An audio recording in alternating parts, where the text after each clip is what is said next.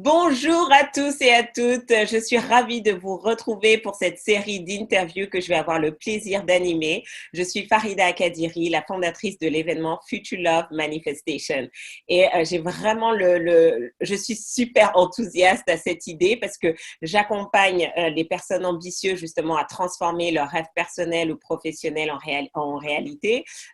Principalement, j'accompagne les entrepreneurs dans le développement de leur entreprise et j'ai constaté une chose, c'est que ceux qui avaient des résultats extraordinaires, qui étaient vraiment dans cette dynamique d'accélération, de réussite, de manifestation, c'était les entrepreneurs qui se sentaient pleinement épanouis au niveau de leur cœur. Qu'ils soient en couple, qu'ils soient célibataires, il y avait vraiment cet épanouissement intérieur qui faisait que c'était beaucoup plus facile pour eux d'aller de l'avant. Et là, je me suis dit, OK, il y a quelque chose, c'est vraiment important que les gens prennent conscience de ça. Et donc, c'est comme ça que j'ai créé Future Love Manifestation pour interviewer, en fait, ces personnes, pour interviewer ces couples et que chacun, en fait, que vous soyez célibataire avec ce désir d'entrer dans votre saison du mariage, que vous soyez en couple et vous dites, voilà, j'aimerais encore que mon couple soit encore plus épanoui, encore plus heureux, encore plus amoureux, comprendre en fait grâce à ces couples qui ont plus de 10 ans de mariage, comment ils ont réussi en fait, quels sont les challenges qu'ils ont rencontrés,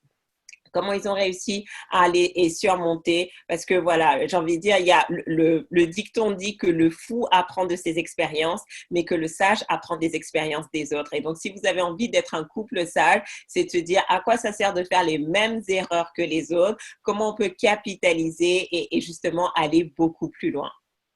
Donc, cet événement aussi est différent dans le sens où on va avoir des intervenants qui viennent d'Afrique, qui viennent des États-Unis, qui viennent aussi des quatre coins de la France pour nous partager vraiment à cœur ouvert en fait. Je pense qu'il n'y a pas de recette magique. C'est plutôt de vous dire, OK, comment vous pouvez vous inspirer de toutes les pépites que vous allez entendre pour créer le couple à votre image, pour créer la relation à votre image qui va vous épanouir pleinement. Et aujourd'hui, donc, j'ai une de nos intervenantes, Narissa Claude, qui sera présente aussi, qui est entrepreneur, qui a un parcours assez incroyable et qui va nous parler justement plus précisément de ce qu'elle a découvert par son propre cheminement. Bonjour Narissa. Bonjour Farida, merci pour cet accueil. Bonjour à toutes et à tous. Alors, est-ce que tu peux te présenter brièvement pour ceux qui ne te connaissent pas, pour qu'on sache un petit peu qui tu es? Tout à fait. Alors, je suis Narissa Claude, alchimiste du vivant, artiste et entrepreneuse de cœur. Voilà, je mets le cœur vraiment au cœur de ma vie parce que j'ai longtemps j'ai longtemps marché à côté de mon cœur pour suivre un petit peu le conditionnement que la société nous a tous mis dans la tête. Et j'ai construit absolument toute ma vie sur ces conditionnements sans écouter mon propre cœur, alors que ce soit dans le travail professionnel, dans le couple, etc. J'ai suivi ce chemin de conditionnement et tout s'est effondré parce que ça ne correspondait absolument pas à ce que j'avais dans mon cœur. Donc, j'ai tiré les leçons, j'ai été mariée,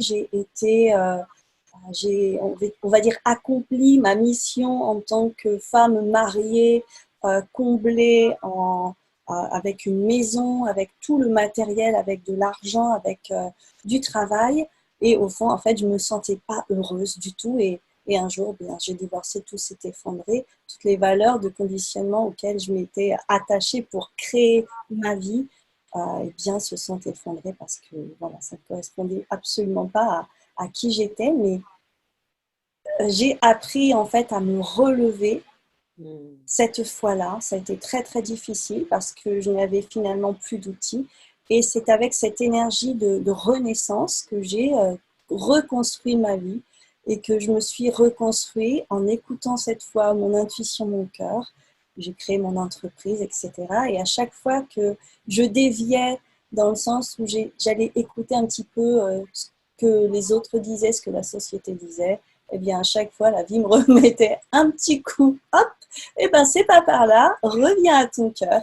Et voilà. Donc, Donc, un petit peu pour me présenter rapidement. Donc justement, Narissa, comme tu l'as bien dit, dans la société, en plus, moi je vois, je viens d'une culture africaine où le mariage c'est important, on peut nous mettre la pression et sans nécessairement prendre conscience des enjeux, il suffit pas juste d'être marié, parce que si c'est ça, tout le monde peut se marier, mais aussi d'être heureux en mariage, de réussir son mariage. Donc en quoi, et toi avec tout ce cheminement que tu as fait justement, euh, comment pourquoi c'est si important, pourquoi la connaissance de soi, de qui on est, de quelle est notre mission de vie est important et le préalable finalement à se sentir pleinement épanoui dans une relation. Hmm. Eh ben, en fait, cette question, elle est vraiment essentielle parce qu'on entend parler souvent d'estime de soi, d'amour de soi, mais on comprend peut-être intellectuellement, mais est-ce que l'on est capable d'entendre les messages qui viennent de son cœur pour justement construire et oser construire, avoir le courage de construire selon son intuition, selon ce que l'on ressent, ce qui est bon pour nous, et pas tout ce qu'on nous raconte, parce que c'est ça le piège. En fait, on a appris depuis tout petit à ne pas s'écouter, à ne pas écouter euh, nos élans intérieurs. Au contraire, à émettre vraiment des couches par-dessus. Et finalement, on se rend compte dans des catastrophes de la vie, eh bien, qu'on ne se connaît pas vraiment. Mm. Voilà, donc à force de prendre des coups sur la tête, à un moment donné, on se dit bon, bah c'est pas, voilà, il y a un truc qui bug, donc il va falloir peut-être que j'aille regarder à l'intérieur qu'est-ce qui se passe.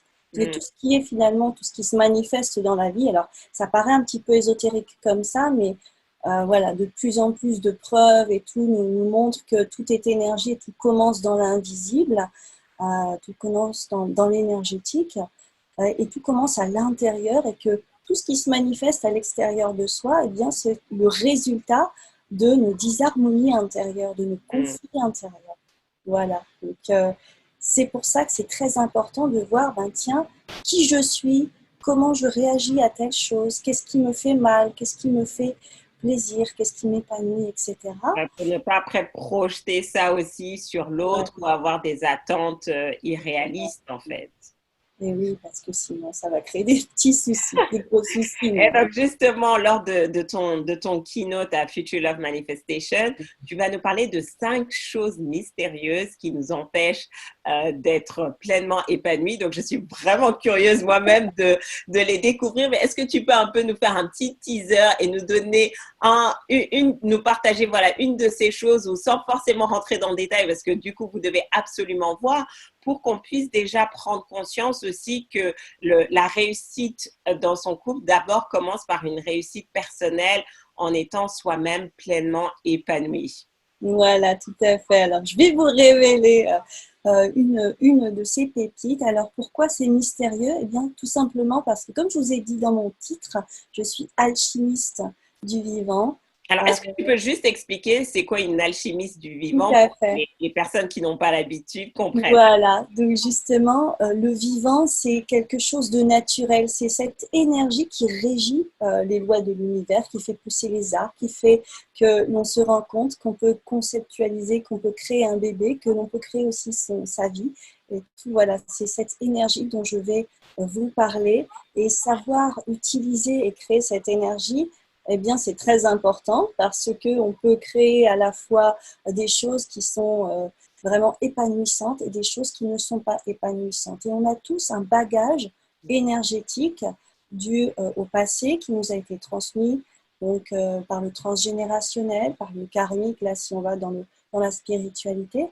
Et sans s'en rendre compte, on va partir de cette énergie pour créer un petit peu notre nouvelle vie. Et le résultat ne va pas forcément être celui auquel on s'attend parce qu'il y a des paramètres qu'on n'a pas pris en compte.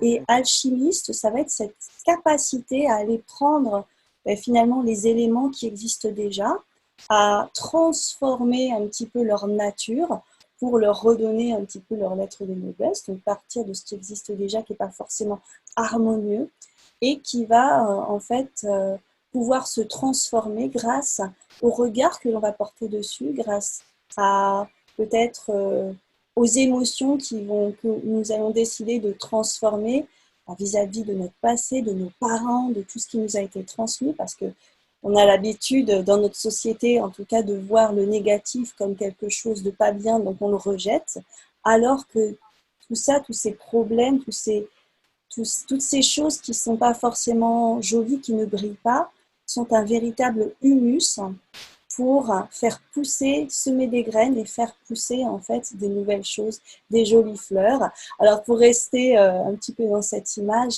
on va dire les roses ne poussent pas sur les roses. On est d'accord. Donc justement, cette capacité d'alchimie, ça va être de comment on fait finalement pour transformer un passé qui est difficile en quelque chose qui va bien nous porter. Donc, vraiment, Ouais. il va être la base de notre jardin, de notre joli jardin d'Éden. Et donc, justement, alors, cette chose Cette mystérieuse. chose mystérieuse, voilà, auquel nous ne pensons pas. Il y a énormément de coachs en séduction, etc., pour vraiment revenir sur l'amour, le couple. Et il y a des paramètres auxquels on ne pense jamais, que d'ailleurs dont personne ne vous a entendu parler. Ce sont des choses que j'ai apprises par moi-même, par ma propre expérience. Parce que j'ai une sensibilité qui fait que voilà, j'ai cette capacité à aller regarder un petit peu les choses invisibles que personne ne regarde. Et c'est, allez, je vais vous donner une piste, euh, une grosse piste. En fait, je vais vous parler d'énergie sexuelle. D'énergie sexuelle. Alors, en dehors de vraiment l'acte sexuel qui a été, voilà, le sexe est aussi tabou que l'argent. On parle beaucoup d'argent, mais la sexualité est tabou aussi. Elle est mal, on va dire, il y a tout voilà, plein d'idées reçues, de croyances, et malgré en fait le tapage médiatique qui est fait sur la séduction, l'énergie sexuelle et tout, eh bien c'est à partir de cette énergie que l'on crée sa vie. Et si l'on crée sa vie avec une énergie qui est empreinte de mémoire difficile, qui nous vient du transgénérationnel, qui nous vient de notre propre parcours de vie, qui nous vient de notre parcours karmique également, de nos pensées et tout, eh bien forcément, on ne va pas créer quelque chose d'harmonieux. Donc Hmm. voilà, c'est un petit peu là-dessus que je vais Juste vous parce amener. que c'est un langage qui, pour nous, on a l'habitude parce qu'on baigne dans cet D'accord. environnement, mais c'est vrai qu'on va avoir des personnes qui sont intéressées par la thématique du couple, mais qui ne sont pas nécessairement dans ce cheminement de développement personnel, et ça sera peut-être l'occasion pour elles d'y aller. Donc, qu'est-ce que tu entends justement par utiliser l'énergie sexuelle comme énergie créatrice pour créer sa vie, en fait, et se sentir pleinement épanoui? Tout à fait. Alors, l'énergie sexuelle, si c'est plus facile pour vous, peut-être penser à l'énergie vitale. Vous savez que l'énergie vitale, la vie tout simplement, qui nous régit, elle est partout, absolument partout.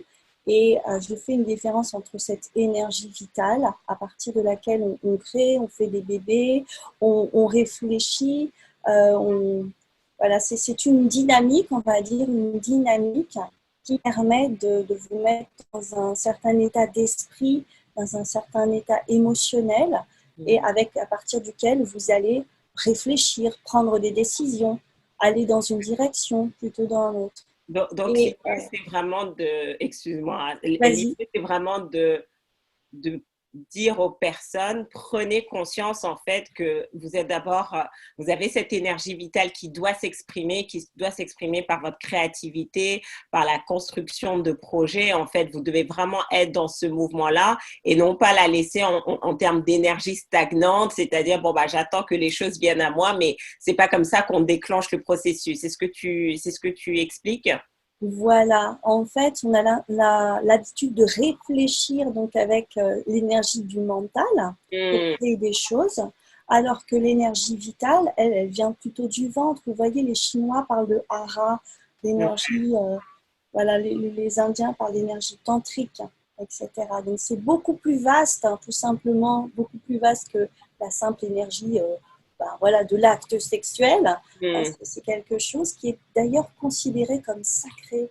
Et on a perdu justement cette notion de Ouais, sacré. c'est sacré, ouais, ouais, ouais. Voilà. Donc, vous voyez, il y a vraiment, ça va être une journée très, très riche où vous allez découvrir ou redécouvrir, mais en même temps, il ne suffit pas juste de savoir, il faut aussi mettre en application. Donc, c'est pour ça que ça va être vraiment important de participer à cette journée, parce que même si vous avez l'impression de savoir beaucoup de choses, la question c'est est-ce que vous vivez tout ça? Est-ce que vous mettez ça en application? Donc justement, Narissa, avec ton expérience, est-ce que toi, bah, justement, avant de te lancer dans le mariage, tout ça, tu avais participé à ce genre d'événement? Est-ce que tu t'étais préparé? Est-ce que tu t'étais préparé justement à rentrer dans le mariage? Et donc, pourquoi cet événement, il est important? Pourquoi cet événement va être une source de valeur ajoutée pour les participants? Mais justement, j'ai fait l'erreur de ne pas me préparer parce que j'étais partie avec le concept, comme tout le monde, que c'était quelque chose de naturel et d'inné d'être en couple, alors que c'est une véritable préparation. Voilà. Et on va dire, je l'ai appris à mes dépens.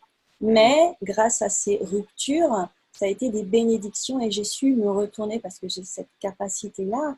Mais aujourd'hui, j'ai décidé depuis ma dernière rupture, donc l'année dernière, eh bien, de faire du célibat et de me préparer vraiment pour savoir déjà qu'est-ce que je veux, où est-ce que je vais. Il y a des choses que forcément que je ne maîtrisais pas parce que puisque je n'avais pas les résultats. Donc aujourd'hui et depuis un an, voilà, je me prépare et je vous encourage, vous, que vous soyez célibataire et que vous ayez envie de construire votre vie de couple future, que vous soyez déjà en couple et que vous ayez envie de vous épanouir vraiment à deux, ou que vous soyez même célibataire et que vous ayez envie d'être célibataire encore un petit peu.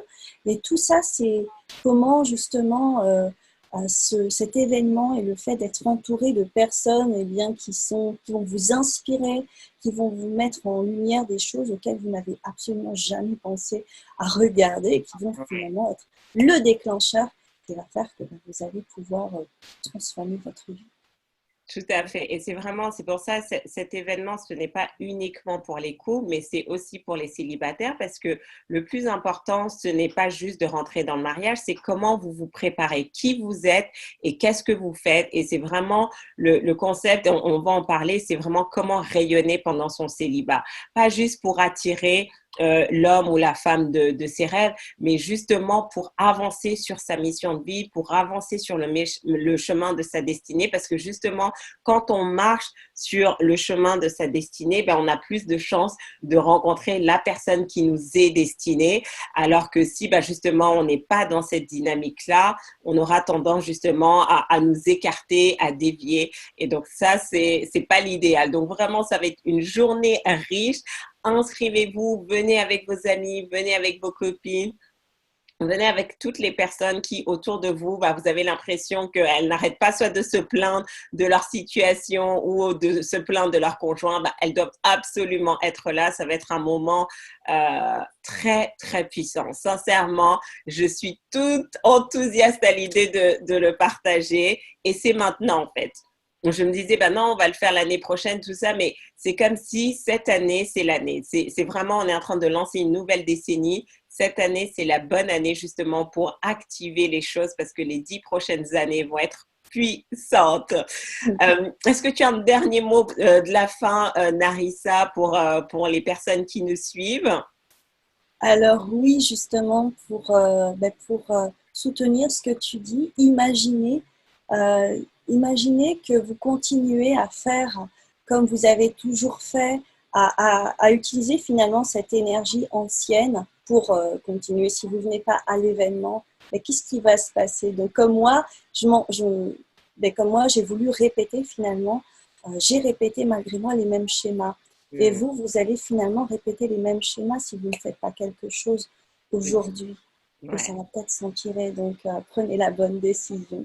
Rejoignez. Wow, Merci Narissa. Donc, vous pourrez retrouver Narissa Claude lors de Future Love Manifestation qui va rentrer encore plus en profondeur sur toutes ces choses mystérieuses dont on n'a pas connaissance ou dont on ne réalise. Parce que parfois, la chose mystérieuse, pour moi, ce n'est pas nécessairement quelque chose dont on n'a jamais entendu parler. C'est parfois des choses dont on n'a pas conscience de leur impact réel sur notre vie. Donc, vous devez absolument être là et on se retrouve très, très bientôt. Merci Narissa. Merci Farida, merci à tous. Ciao, ciao, à bientôt. À bientôt.